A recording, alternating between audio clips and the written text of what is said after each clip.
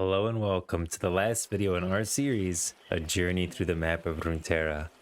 At this point we've gone through the jungles of Ixtal, over the deserts of Shurima, climbed to the peaks of Targon, set sail to the port city of Bilgewater, wandered through the fog of the Shadow Isles, walked over the magical land of Ionia, reforged in the fires of Noxus, faced the bitter cold of the Freljord, moved through the proud kingdom of Demacia, strolled over the golden lake streets of Piltover, and delved down to the sumps of Zon. Now it's time our journey takes another step, traveling along the unseen pathways of the Bandlewood. At this point, usually I would tell you where this place is located on the map, but you can't exactly do that with Bandle City, since it's changing every time. One day, when you look at the map, you might see it in Freljord, the next, Shurima, following day, Ionia. I've even seen it in the middle of the ocean. This thing's always moving. Bandle City is a self-contained pocket within the spirit realm, with no direct mirror in the material realm. According to Lulu's lore, its likely origins are in the Glade. The Bandle tree connecting Bandle City to the material realm appears to have grown into Runeterra from the Glade. Opinions differ as to where exactly the home of the Yordles is to be found, though a handful of mortals claim to have traveled unseen pathways to a land of curious enchantment beyond the material realm. They tell of a place of unfettered magic, where the foolhardily can be led astray by myriad wonders and end up lost in a dream.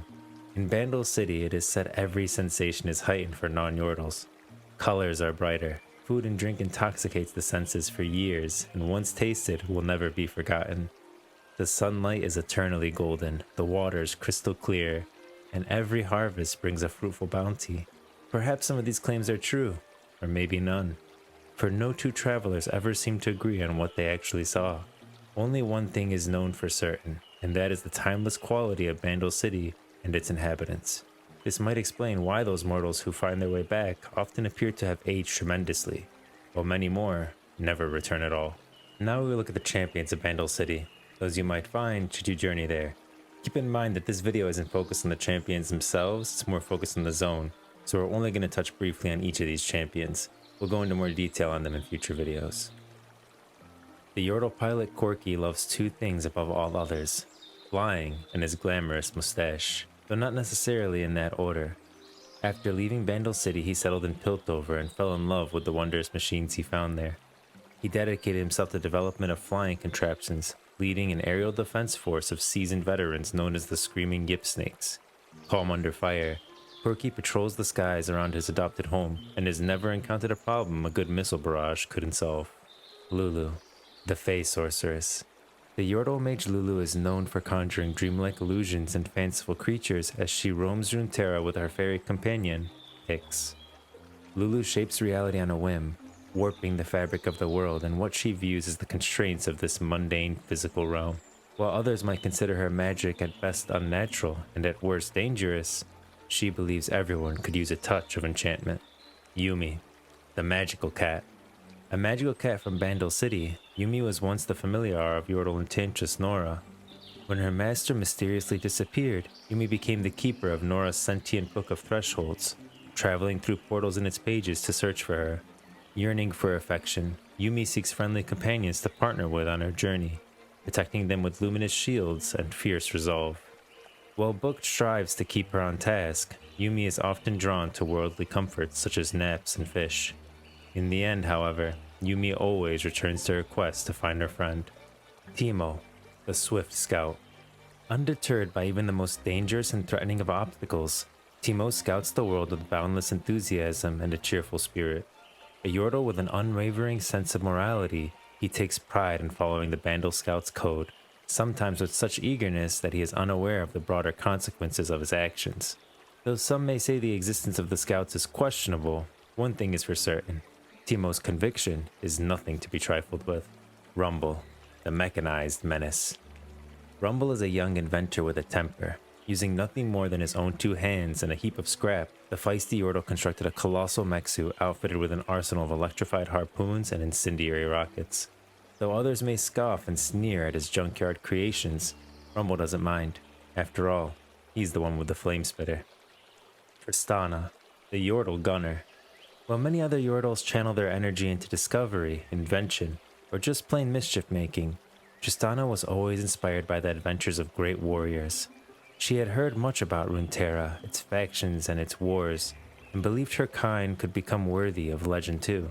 Setting foot in the world for the first time, she took up her trusty cannon, Boomer, and now leaps into battle with steadfast courage and optimism. Vigar, the tiny master of evil. An enthusiastic Yordle sorcerer, Vigar has embraced powers that few others dare even approach. As a free-spirited inhabitant of Bandle City, he once longed to learn more of the celestial magic practiced by immortals, but this natural curiosity was twisted by imprisonment in the immortal bastion. Now, a stubborn creature with the dark fury of the stars at his command, Vigar is often underestimated by others, and though he believes himself truly evil, there are some who still question his deeper motivations. Now we know a bit about the champions of Bandle City. Let's get back to the zone itself. Runeterra is linked to an enchanted place in the spirit realm known as Bandle City. The pathways are rarely seen by immortals, for they only open under particular circumstances, or for those with the ability to read and interpret the language of the yordles. Certain pathways can only be opened with a series of specific gestures, often defined by peculiar symbols inscribed nearby. This particular portal opens to a deep cavern, when the low tide reveals patterns of runic circles filling the indentations with seawater. While there are portals whose positions can shift over time, there are many that stay rooted in a single location. The magic of the spirit realm occasionally ebbs back and forth around such places, known as the Bandle Woods, and affects the local flora and fauna in strange, unpredictable ways.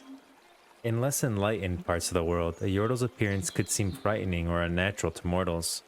Fortunately, they are adept at blending in, and are often protected by a kind of supernatural glamour, subconsciously fading from the viewer's notice, or being masked as a less remarkable individual. Yordles do not necessarily control their glamour, and may understand it in a variety of ways. The revered inventor Heimerdinger, for example, crafted unique technological devices for himself and Ziggs to help them blend into Piltover society. It's known as Heimerdinger's visual transmogrification device. For most of the people of Runeterra, Yordles are not typically something to be feared. Their fabled home of Bandle City is said to be a mysterious spiritual place, filled with odd trinkets and keepsakes gathered from across the material realm. While these curious creatures often leave to dwell among mortal races for a time, they generally return with fresh tales and new experiences to recount. During the early periods of Bandle City, Yordles that resided in this spiritual realm started constructing intricate systems of gateways which would enable them to travel to the material realm of Runeterra. During the centuries, Runeterran civilizations rose and fell, but the gateway system became ever more complex, connecting with each other through magical ley lines that cross between the spiritual and material realms. While Bandle City has no official form of governance, they do have a mayor. Though no one recalls Bandle City ever appointing the mayor, he simply appeared there one day, a plump Yordle with a funny hat who decreed this and pontificated that.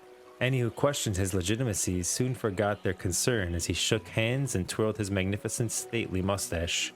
The role is simply a self-appointed one with no actual political power or sway towards the Yordle inhabitants of the city. Bandle City residents wear a variety of different garments, armor, and accessories. Due to many Yordles leaving Bandle City, those that return sport clothing common to the Runeterran cultures that they were longest part of. Those who do not travel outside of Bandle City wear clothing similar to mage robes, with giant hats adorning their heads. Not much is known about Bandle City or Yordle writing system in general. Their symbols form elegant wave patterns in geometric shapes that connect with each other in what almost looks like random patterns. Such writing can be seen on certain gateways connecting to Bandle City, as well as the Book of Thresholds. The Book of Thresholds is a powerful sentient artifact from Bandle City, which allows the user to instantly travel almost anywhere depicted in its pages via Yordle gateway system. Book of Thresholds was created by a Yordle anthropologist long ago who wanted to study how Yordle magic works, and specifically how Yordles travel between realms. It's been added to over the years by various enchantresses and sorceresses. Magical in nature, the book illustrates how to use gateways, where they are located, as well as the magical ley lines that cross the material and spirit realm. While primarily used to travel between Bandle City and Runeterra, its thousands of pages also have archived data for all the Runeterran locations the gateway system was connected to, both past and present. Yumi, its current holder, also keeps track of the best locations for catching fish around the Serpent Isles, as well as the unusual ley line patterns around the Void Rift of Ecthea in search of the book's original owner, the Yordle enchantress Nora. With this book, it is possible for anyone to easily access Bandle City or any location on Runeterra connected via gateway systems without the meticulous process of opening a gateway. The user would simply specify where they want to go, then after the location was illustrated on the book's pages, the user would then dive into the glowing paper and arrive at their destination, joined a moment later by the book. The book was given sentience by one of the previous owners in order to protect itself from those who would use its power for evil. Recently, a number of yordles have started to imitate Tristana, trying to copy her disciplined ways and to defend the Bandle Woods and portals to Bandle City. Some have even had weapons mimicking Boomer constructed for them by the scrappy inventor, Rumble. While Tristana finds this all rather embarrassing, she has started training these new recruits, and they have adopted a new moniker, the Bandle Gunners. The Bandle Scouts are the protectors of Bandle City, doing covert operations as well as scouting unknown lands. We don't know all the Bandle Scout rules, but we do know a few of them. Rule 42, never let them corner you. Rule 102, practice makes perfect. Rule 154, never fear the unknown. Rule 276, denizens of the woodlands are our friends. Rule 354, if it's fuzzy, it might be safe to pet, but certainly isn't safe to eat. Rule 417, make sure you're out of the blast zone. So that's it for Bandle City. I actually, and I'm very surprised with this, but I actually really like the yordles. There's a wide range in the yordles. Like it's not all one broad stroke across them. You know, Yumi's story is really interesting, you know, with the book, and she's chasing after a friend, and it goes into the void and Ichthea, which we'll have a future video covering the void, but really cool. Viger seems interesting. You know, he was like imprisoned and changed his whole outlook on mortals. Now he's like this master of darkness.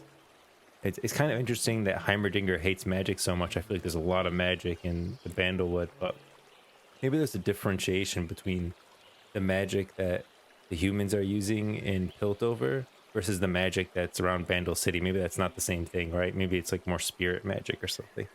Definitely going to come back to this zone. We're going to explore more about it in future videos. A lot of related stories here, so expect more Bandle City in the future. And that is it. This is the final video of our exploring the map of Runeterra. I almost want to go back to the first couple videos. I feel like their quality could be bumped up a bit, but maybe we'll do that in another time. Definitely expect some future videos. We're going to keep exploring League of Legends lore, but that's it for this series. Goodbye for now, and I will see you in the next one.